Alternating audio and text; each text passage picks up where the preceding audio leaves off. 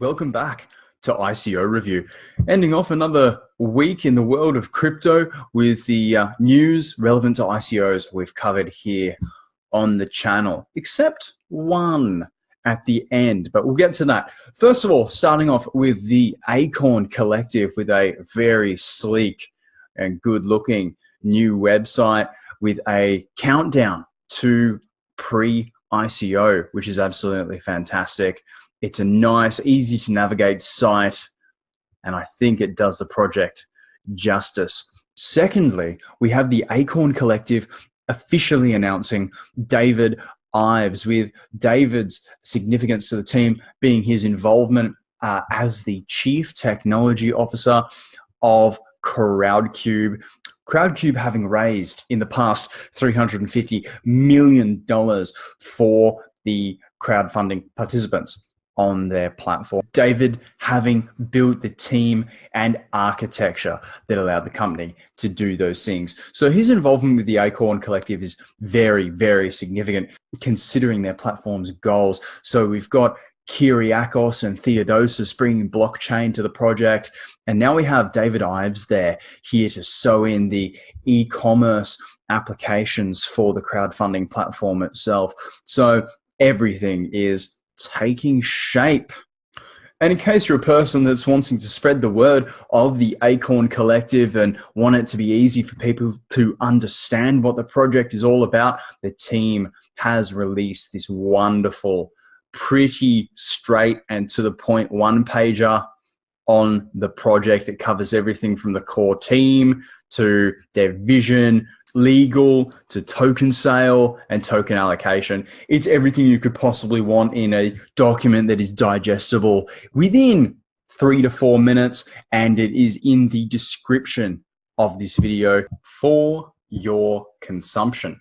Moving over here for convenience, finally with the Acorn Collective, ICO pre-sale date is scheduled for the 29th of the 1st, 2018. So we finally have a date for that one. Jump into the Telegram to stay up to date with how all of that is progressing. Back over here, moving on now to a video that we covered a little bit more recently, being Adbank. Now, Adbank has announced their first official advertising partner in the form of the Beard Club, who were formerly the Dollar Beard Club. Now, if you've seen advertising that these guys do, they're really on point. They've got a awesome consumer-friendly product. If you know of Dollar Shave Club, just think of the opposite of that. Same price point, same delivery system, but it's just for bearded gentlemen like myself. So I can understand if I was considered slightly biased by covering this story on Adbank. Or the fact that they are an advertising platform that is driven by advertisers. You could be forgiven for thinking that their ICO was one giant hype machine, but now they're announcing official advertising partners. It brings a degree of legitimacy to what is quite a good business proposition. So they're progressing in a way that I'm very pleased to see, and hopefully we see some more advertising partners in the weeks to come progressing through ICO. And finally, in companies that we have covered here on the channel, the Naga ICO, it's done. It's finished. It's over. And it's been a bit of a ride. They claim to have built the second largest ICO community in the world. I'm not sure how they're measuring that. I presume it's by social media numbers. And for this token sale, they collected 48 million, which is a pretty good effort, in my opinion. And finally, we're going to touch on an ICO that occurred before I had this channel, but it would have been at the top of my list to cover if I was on YouTube at the time. The significance of Icon is that it was the first ICO to be announced out of South Korea. And we all know the significance of South Korea in the crypto world now in terms of their share, their market share of cryptocurrency.